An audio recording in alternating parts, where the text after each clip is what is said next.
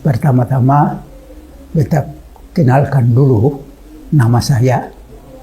Nama saya yang jelas itu Cornelius Baltasar Pormes.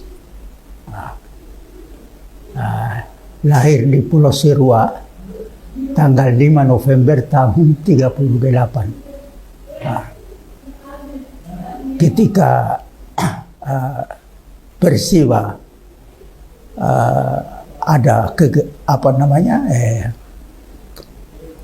kegerakan rohani di Pulau Sirua itu baru saya baru menikah. Jadi anak saya yang pertama itu baru umur 1 bulan. Yang kedua, kita perkenalkan gereja kami adalah gereja Sidang Tuhan, di mana berdirinya gereja ini atas perintah Allah, yaitu suara dari Tuhan dalam satu penglihatan menyatakan kepada hambanya, dirikanlah kerajaan Allah mulai dari sini. Itu kenapa terjadi? Karena setelah jemaat di sana menerima firman Tuhan, mereka ingin melakukan firman itu sesuai dengan apa yang tertulis di dalam Alkitab. Dengan demikian, setiap saat ada waktu terluang, mereka duduk berkelompok lalu mendiskusikan firman Tuhan. Nah, kalau ada hal-hal yang ditemukan belum dilaksanakan di dalam jemaat itu, dorang mengusul kepada pemimpin jemaat. Nah, oleh karena itu pemimpin jemaat ini dia menjadi resah karena jemaat sekarang dia sudah punya pengetahuan tentang firman Tuhan itu sudah banyak ini, jadi orang ingin melaksanakan itu, mau secara gaya hidup hari-hari, mau di dalam gereja dilaksanakan secara tata ibadah. Namun pada waktu itu pemimpin jemaat ini belum bisa melakukan hal itu karena dia masih terikat dengan organisasi gerejanya yang lama. Nah, tetapi setiap saat jemaat pergi dan menuntut. Nah, oleh karena itu pemimpin jemaat ini dia menjadi risah karena jemaat sudah tidak lagi memberikan anak-anaknya untuk dibaptiskan secara bersih. Terhenti sama sekali. Nah, dengan demikian pemimpin ini dia menjadi risah dan masuk dalam pergumulan yang panjang. Dalam pergumulan yang panjang. Namun belum ada jawaban.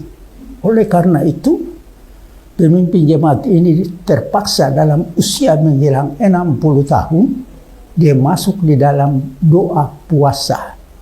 Yang pada saat itu, orang di sana, bahkan pemimpin jemaat itu belum pernah mengenal tentang doa puasa ini.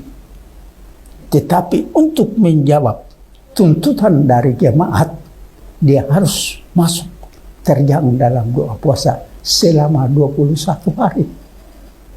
Tidak makan, tidak minum. Tidak makan, tidak minum. Nah, pada hari-hari terakhir, ada satu penglihatan. Bagi beliau di dalam posisi sementara berdoa, bertelut dan berdoa, dirikanlah kerjaan Allah mulai dari sini.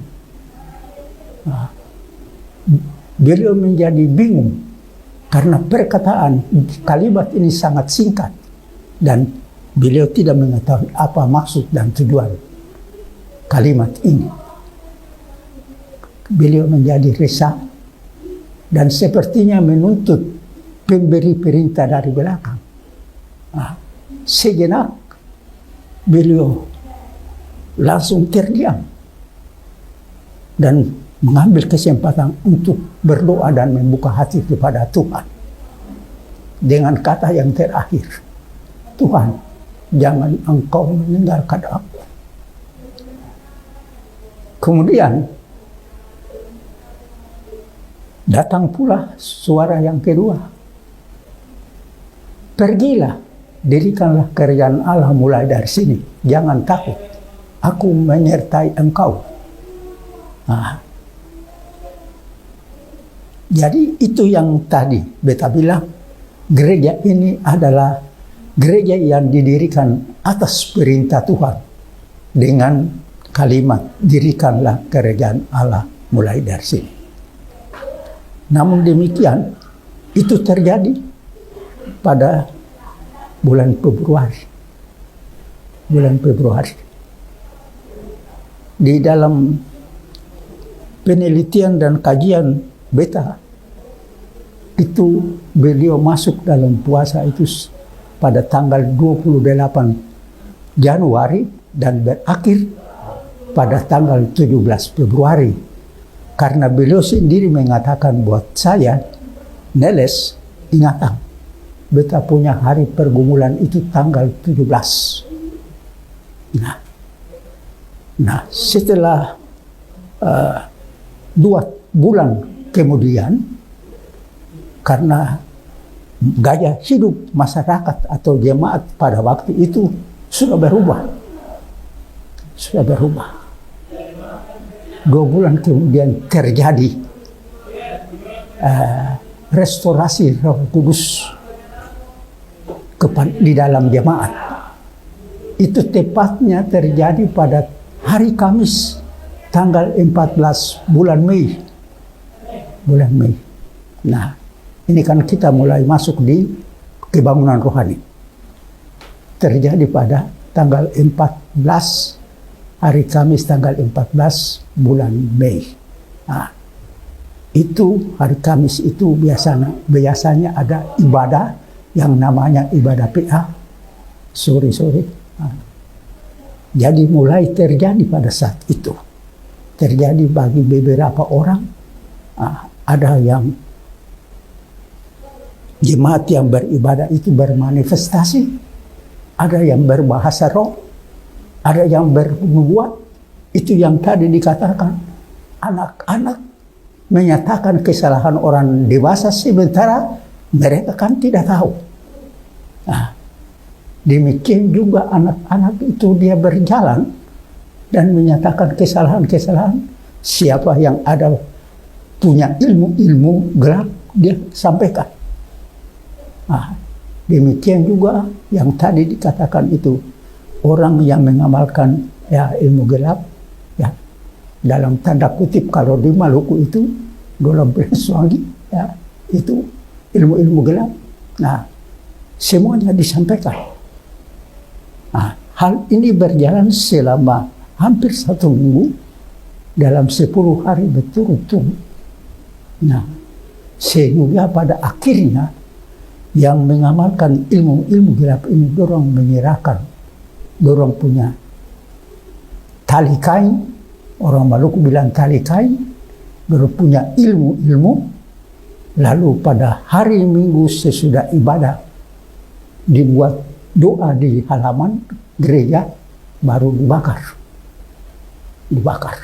Nah, mulai dari saat itu semua orang, kalau firman menyatakan bahwa harus kita melepaskan hal-hal yang jahat, bahkan kalau ada kesalahan kita harus selesaikan. Jadi pada waktu itu siapa yang berbuat kesalahan kepada orang lain, dia langsung pergi dan minta maaf. Kemudian kalau ada yang mengambil milik orang lain, dia langsung pergi serahkan dan kembalikan. Nah, sehingga pada waktu itu terjadi satu suasana, tidak ada keresahan, pencurian, kehilangan dan pencurian. Semua sudah jadi sepertinya hidup di dalam damai sejahtera Allah, sukacita Allah. kehidupan jemaat pada saat itu hanya, walaupun dalam pekerjaan, hanya memuji, memuliakan nama Tuhan. Di mana-mana, di kebun, di laut, selamanya ada dengar pujian dan penyembahan. Nah, kalau pada dini hari pagi, doa subuh, kalau ada dengar pujian penyembahan, sepertinya seluruh rumah kena strom Roh Kudus. Nah, semua kena. Jadi kalau kita masih bertelut dan berdoa, biasa kalau bertelut, taruh tangan begini di bangku atau di tempat tidur, kita kena strom kuasa Roh Kudus, diguncang sampai tangan-tangan terkupas. Nah, kita punya air liur keluar, ingus keluar, kita tidak peduli. Karena tidak, kita punya roh sudah tertarik ke atas. Nah, sehingga dengan demikian semua orang dia berubah dari hidup yang lama kepada hidup yang baru. Nah, jadi pada masa itu selama kurang lebih 10 tahun kehidupan jemaat itu dalam damai, sejahtera, sukacita Allah. Tidak ada permusuhan, tidak ada perkelahian, karena sesuatu terjadi itu cepat diselesaikan secara lain memaafkan yang lain. Nah, itu yang terjadi pada waktu itu. Jadi ya, waktu itu juga saya sebagai pelaut ada dalam pekerjaan bodi. Kita kerja, tapi dalam pekerjaan itu kalau sambil kerja air mata kita tuh keluar, menangis, tapi terus bekerja, berjalan, masih digerakkan oleh kuasa Roh Kudus. Kita berjalan, biar angkat muka untuk memuji Tuhan, tetapi jangan takut kaki itu terantuk. Nah, itu yang terjadi. Kemudian dari Ambon, dari hamba-hamba Tuhan mendengar peristiwa itu, lalu ada yang ke pulau untuk saling menguatkan. Dari gereja Elim ada yang pergi, dorang membawa buka seminar kabar pengantin, kabar mempelai.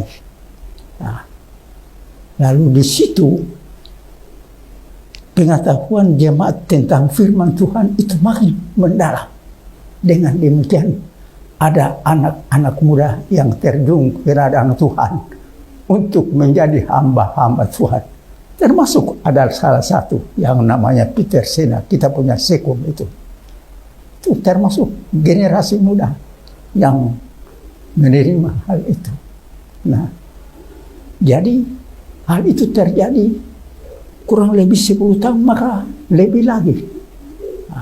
Lebih lagi. Jadi itu sekedar kebangunan rohani yang terjadi di Pulau Serua. Kalau sampai dengan mengapa dan bagaimana gereja Sidang Tuhan itu berdiri, dia punya sejarahnya juga ada. Karena kalau orang mau bilang sebagai, kita ambil contoh dari Cornelius di Katsari Filipi. Nah, dalam penglihatan malaikat Tuhan menyatakan kepadanya, Cornelius, doa dan sedekahmu sudah diingat Tuhan. Suruhlah orang ke Yope panggil Petrus. Simon yang namanya Petrus datang menyampaikan apa firman yang disampaikan. Nah, itu seperti itu. Jadi untuk pekerjaan Roh Kudus itu, dia bekerja melalui orang yang sudah percaya dengan sungguh-sungguh. Tidak bekerja kepada orang yang tidak sungguh-sungguh. Nah, kenapa sampai begitu di Pulau Serua? Karena begitu. Orang sudah percaya sungguh-sungguh, ada yang sudah hamba-hamba Tuhan yang ke sana memberitakan Injil Tuhan secara jalan yang benar sesuai Alkitab. Nah, di situ dorang punya pengalaman. Kita punya pulau itu terpencil jauh di Laut Banda. Nah, jadi orang di sana itu setiap kali dia berlayar dengan perahu ke Ambon, ke Banda, ke mana saja, jual dorang punya hasil lemon. Tetapi ketika sampai di situ, dorang cari ibadah yang bukan saja satu gereja, semua gereja dorang masuk untuk mencari tahu kebenaran firman Tuhan itu. Nah, itu sehingga dengan demikian jemaat TJ Lestra itu punya pengalaman rohani yang mereka ingin melakukan itu. Oleh karena itu mereka mengusul kepada pimpinan jemaat untuk harus melakukan itu. Di antaranya baptisan, perpuluhan, perjamuan asar, dan puji-pujian kepada Tuhan yang disertai dengan musik, alat-alat instrumentalia. Nah, itu dibuat dalam satu tuntutan yang namanya resolusi. Nah, jadi resolusi itu kebangunan rohani itu dia terjadi pada tahun 63. Kemudian nanti resolusi itu mulai dengan tahun 64 bulan Februari tanggal 17. Karena pemimpin jemaat itu dia punya bahwa dia punya tanggal pergumulan itu tanggal 17 Februari, maka semua apa yang dia lakukan, mau rapat, mau perjuangan itu harus tunggu tanggal 17 Februari. Nah, jadi tanggal 17 Februari itu tahun 64 jemaat itu mulai dengan mengusulkan atau perjuangan resolusi.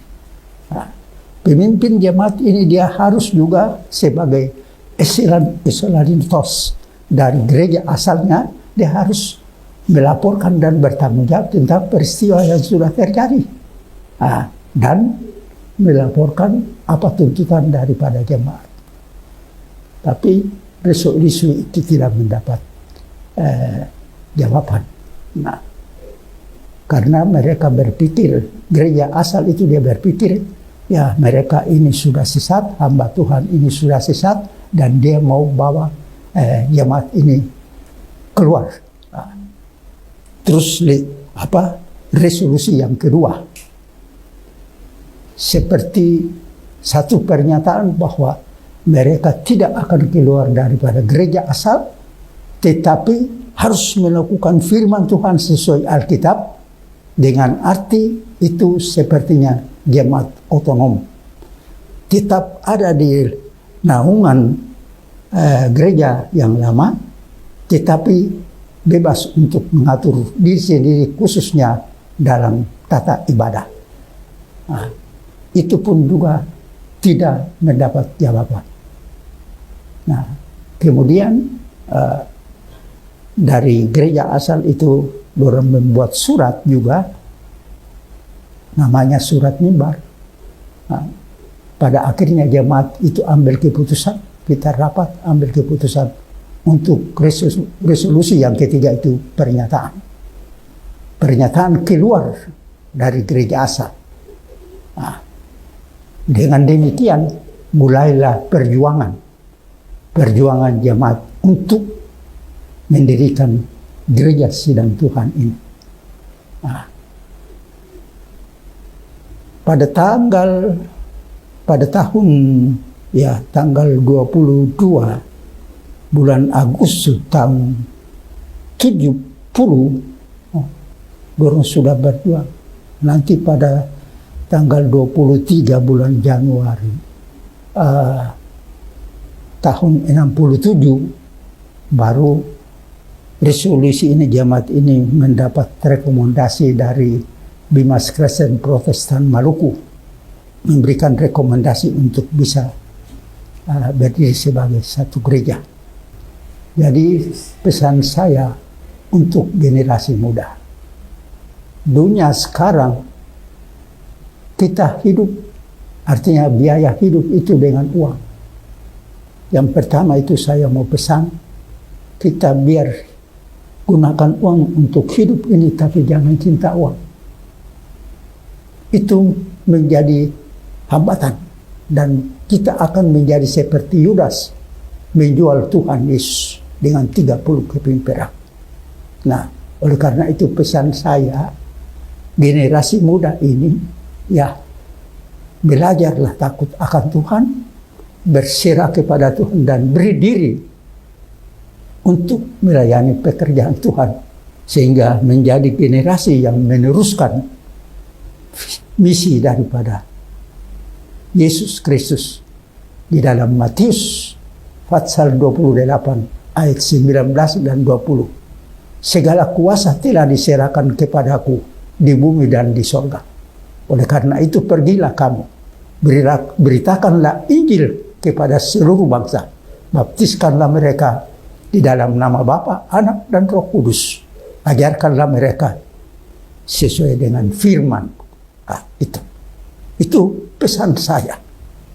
Kalau generasi muda tidak menggunakan ini, akan hanyut kehidupan masa mudanya dan sampai dengan menjadi dewasa. Dan itu pesan saya.